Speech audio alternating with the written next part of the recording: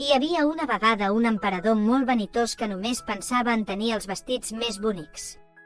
Un dia van arribar dos falsos sastres al regne i li van dir que podien fer un vestit meravellós amb una tela màgica que només les persones intel·ligents i competents podien veure.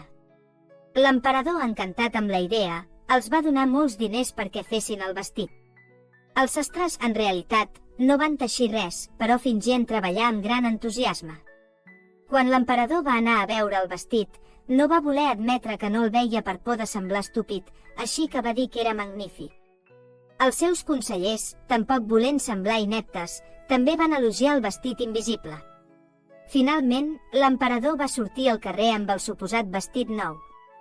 Tot el poble, temerós de semblar poc intel·ligent, fingia admirar-lo fins que un nen petit va cridar. Però s'hi va despullar. L'emperador, avergonyit, va adonar-se que havia estat enganyat, però, tot i així, va continuar caminant amb dignitat, fingint que el vestit era real.